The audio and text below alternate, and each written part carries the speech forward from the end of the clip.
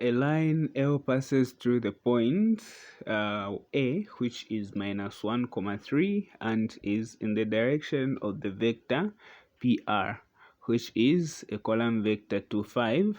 Find the equation of the line L in the form AX plus BY plus C is equal to 0. So to find the equation of a straight line, all you need is 1 point on that line and the gradient of the same line. So now you've been given 1 point here, A. So what you need is the gradient. How do you find the gradient? You find the gradient by using the direction. So this direction is technically the gradient for vectors. So to bring it back to, should I say, coordinate geometry, all you need to do is say y over x. So in other words, this is coming from the change in y2 minus y1, and then x2 minus x1. But because this is considered a 0, you don't need to include it.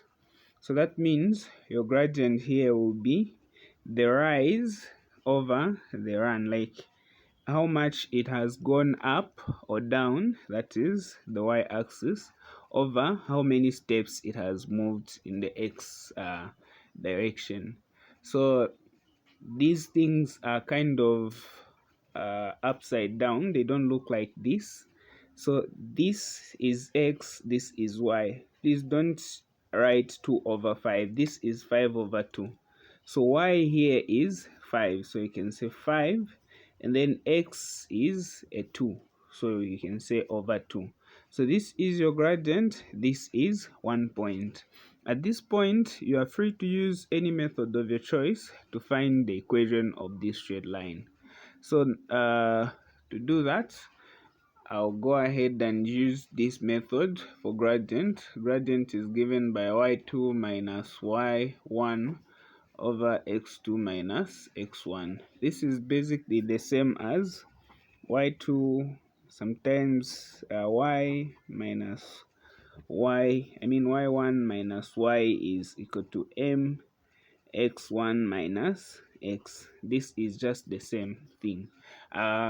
This version requires you to cross multiply at this point. Like when you cross multiply this, you get this. So I'll just use this one. So m here is 5 over 2. Then y2 is 3. You can just say 3 minus, this will be y. You keep it like that. Then x2 is minus x. Then x1, this will just be an x.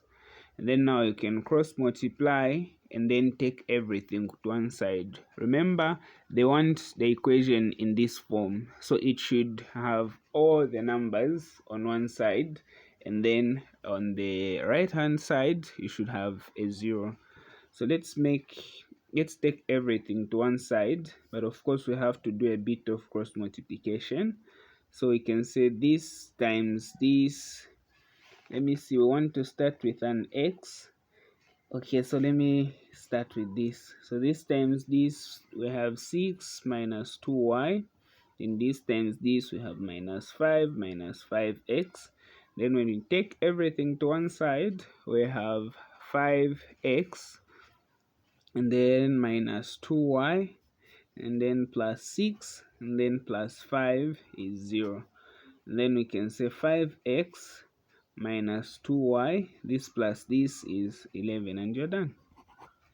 So this was easy, except that we rarely have problems like this. So for some students it was a bit confusing. So let's look at part B. Part B is saying the position vectors of points P and R are 2i plus 4j and 10i minus 4j respectively. A point Q lies on the line PR and is such that PQ is a fourth of PR. Find the position vector of Q. So this one was easy too. So all you need to do is find your PQ and then find your PR. For you to find your, oh no, you can't find your PQ. Yeah, you can just find your PR and then use that to find your Q, since PQ, OP is known. So let me just break it down for you.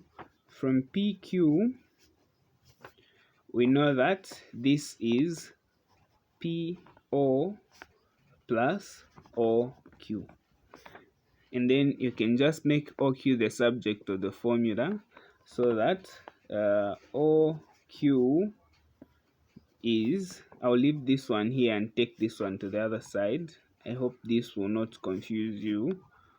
I've decided to write it like this. I've taken this one to the other side, but instead of writing this thing this side, I've written it this side.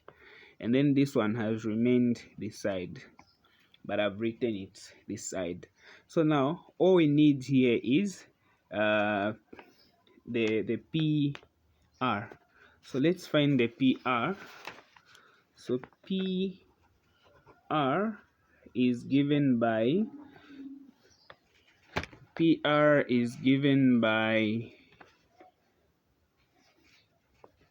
we can say PO plus OR. Some people will say OR minus OP. That's actually a better version, but for the sake of my students, I normally just use this.